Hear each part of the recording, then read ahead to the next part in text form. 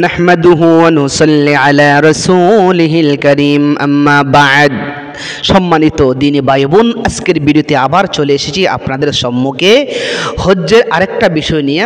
হজ্জের মধ্যে ফরজ কয়টি ও কি কি আমরা হয়তো অনেকে না জানার কারণে হজের ফরজ সমূহ আমরা অনেকে না জানার কারণে ফরজ হজগুলো নষ্ট হয়ে যায়। তাহলে ফরজ বলতে এমন একটা বিষয় যেটা না করলেই নয়। যেরকম ধরেন নামাজের ভিতরে কিছু ফরজ আছে, এই নামাজের ভিতরে যদি ফরজ নষ্ট হয়, তরক হয়, তাহলে নামাজটাই বাদ, আবার আপনাকে দোহরাইয়া পড়তে হবে, শুধরাতে হবে।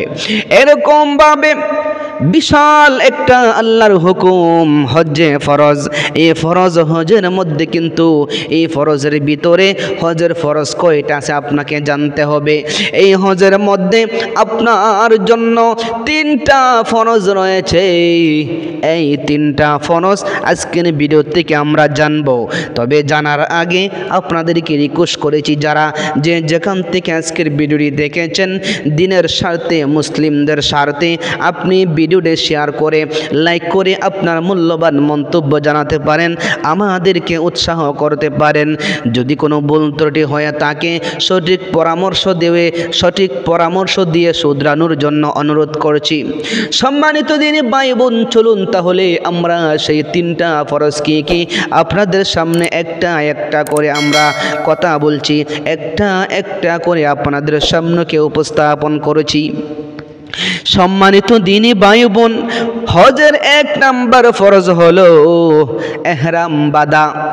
এহরামটা বাঁধা সেটা হলো ফরজ, এহরামের কাপড় আপনাকে বাঁধতে হবে। 2 নাম্বার হলো 9 জিলহজ।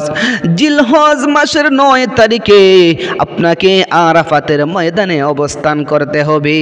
সুবহানাল্লাহ, দেখেন আরাফাতের ময়দানে এই 9 জিলহজ 9 তারিখে আপনাকে এখানে অবস্থান করতে হবে। আর সেই অবস্থান করাটা ফরজ। তাহলে বোঝা গেল কেউ যদি অবস্থান না করে তাহলে তার হজ কবুল হবে না, এমনকি বাতিল হয়ে যাবে। 3 নাম্বার হলো তাওয়াফে জিয়ারত করা। তাওয়াফে জিয়ারত করা, সেই 3টা হলো আপনার উপরে হজ্জের ফরজ। তাহলে আমরা যদি হজের যাওয়ার পরে যদি ঘোরাঘুরি করি, এদিক সেদিক ছুটাছুটি করি, যদি আমরা জিয়ারত না করি, 9 জিলহজে যদি আরাফাতের ময়দানে না যাই, এহরাম যদি না বাঁধি, তাহলে বোঝা গেল আমাদের হজ কানে কবুল হবে না।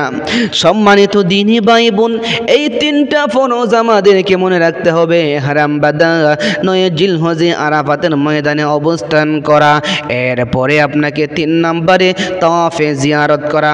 আল্লাহ রাব্বুল আলামিন আমাদের সকলকে যেন এই ফরজগুলি আদায় করার তৌফিক দান করেন।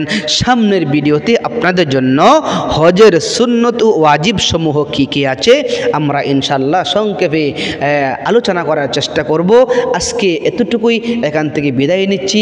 ভিডিওটি সকলের কাছে শেয়ার করবেন। আর নতুন নতুন ভিডিও, আপনারা প্রয়োজনীয় ভিডিওগুলি পেতে আমাদের চ্যানেলগুলা অবশ্যই সাবস্ক্রাইব করবেন, এবং পেজ আইডি থেকে দেখলে থাকলে আপনারা অবশ্যই ফলো করে সাথে থাকবেন। দেখা হচ্ছে শীঘ্রই নতুন কোনো ভিডিওতে। আজকে বিদায় নিচ্ছি। আসসালামু আলাইকুম ওয়া রাহমাতুল্লাহি ওয়া বারাকাতুহু।